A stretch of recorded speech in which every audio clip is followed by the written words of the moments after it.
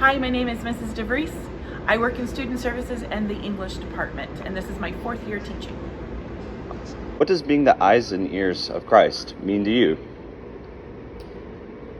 Being the eyes and ears of Christ mean to me that I want to be like Christ. I strive to do that every day.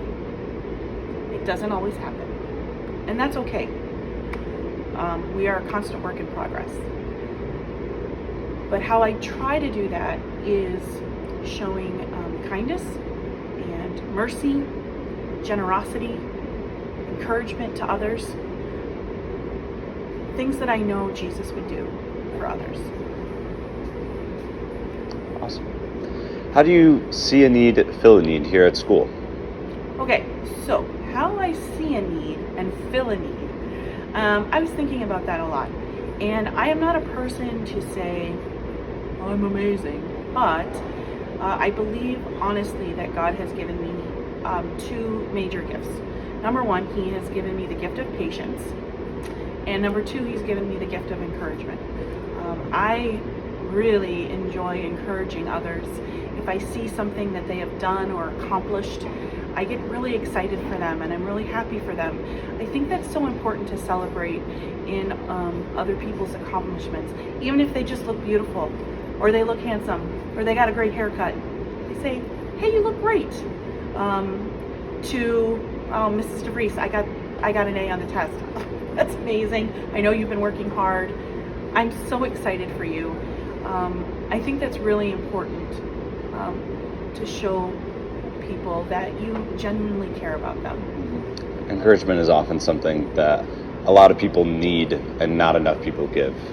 I agree with you. I truly believe that God has put it on my heart to be an encourager.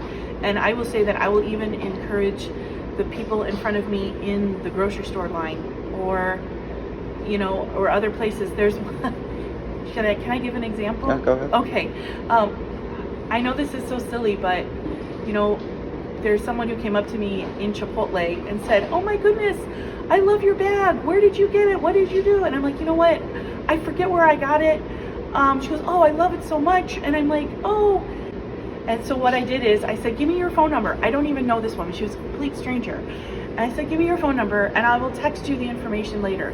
And I found it and I gave it to her. And I feel like just taking that time just to be kind and saying, hey, I'll give you that information. I'd like that. I do that to complete and utter strangers, not just people I know. Mm-hmm. I encourage people, like if I say, oh my goodness, your makeup looks beautiful today, to the cashier at the store. I don't know if you've ever done that before, but sometimes the smiles that you get are huge. Absolutely. Yep.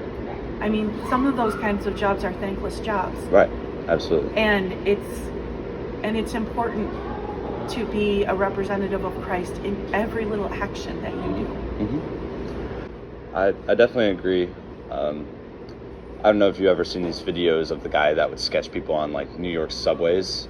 Yes. And then give the pictures to them, and like just yes. the emotion that he gets back, just like, hey, I notice you.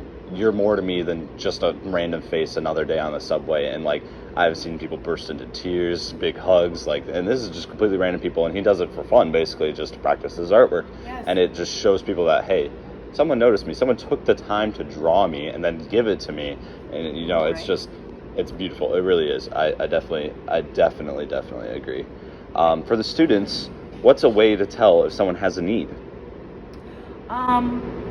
Well, I'm a mom and I'm a teacher, and I am pretty attuned to noticing when people are having a bad day.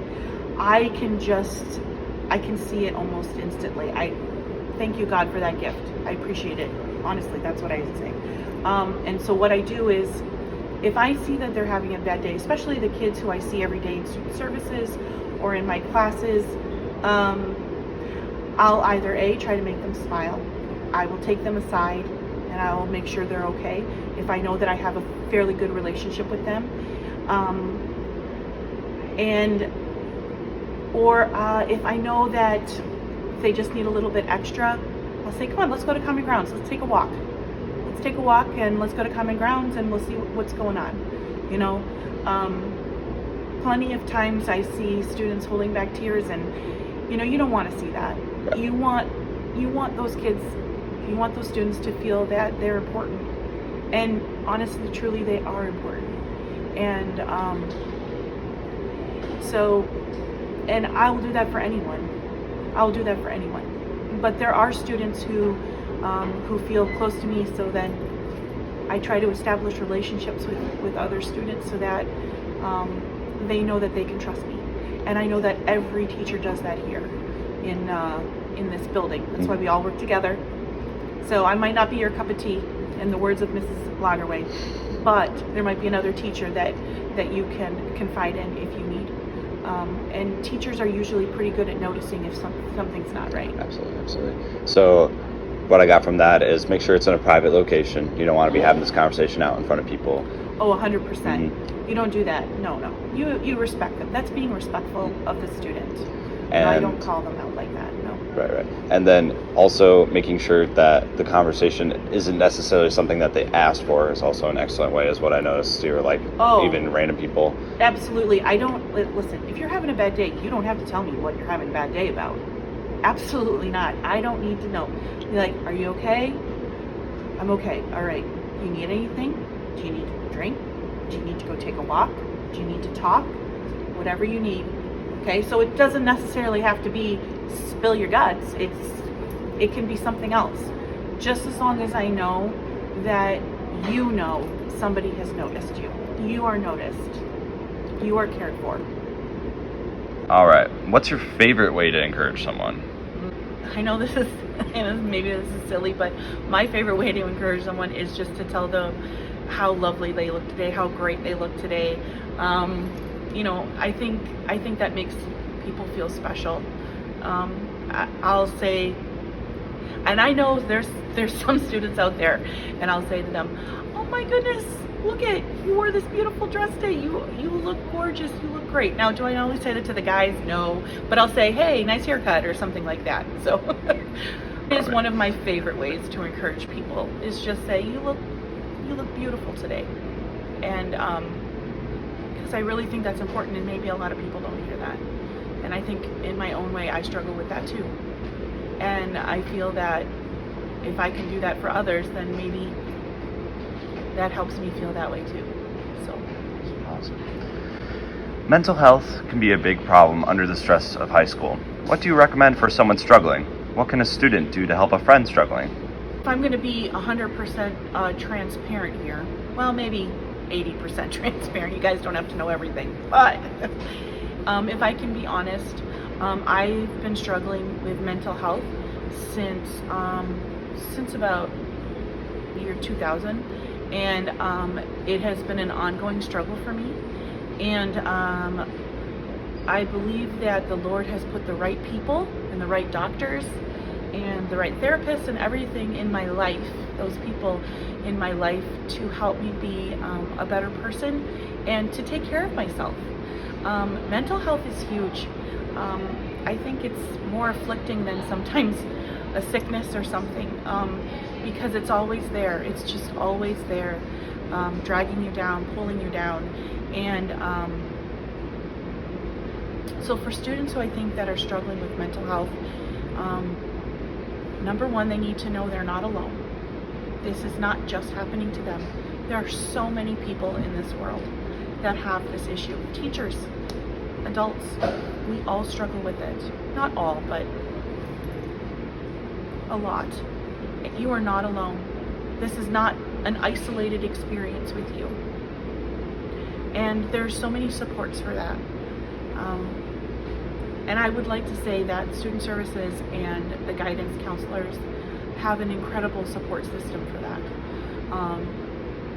Mr. Zanstra and Mrs. Bennis are so well equipped with tools and with all the information you need if you need any kind of help, or they're there just to listen to. And I think our school does that well. And but don't be afraid. If you're afraid and you don't tell anybody, things could probably get worse. they most likely get worse. I say if I don't tell anybody, they get worse. So as long as you have a support system, and if you don't have a support system, we will be your support system, 100%. Make sure you have a support system in place to help you when you are struggling with those kind of things, whether it be depression, anxiety, those kind of things. I think we see that a lot more these days. How can a student, like I said, be a support to your friends? If they are having a down day, you know, if you know your friends, you know when they're not having a good day. So be sensitive to that. Make sure they're okay. What can you do for them? You know, give them a hug. And if you think it's really, really serious, tell someone. Tell someone. We're not here to get anyone in trouble. We're here to help people all the time. So definitely, friends, tell someone if you think this is serious. You gotta do something. That's excellent advice. Yeah. Is there anything more you'd like to tell the student body on this topic? Be kind. Please. Be kind. I think I can't even say that enough. Be kind. I told my homeroom, I better not find out any of you are not being kind to one another, because I think that lacks in today's society. And we're so quick to make those nasty comments online and to make those mean posts or anything. Just stop. Be kind. Uplift each other. Encourage each other. Love each other. Awesome. And then again, what's your name? Oh, my name is Mrs. DeVries. I work in student services and the English department. And this is my 5th year working here. Awesome. Cool. Thanks so much, Mrs. DeVries. Yep.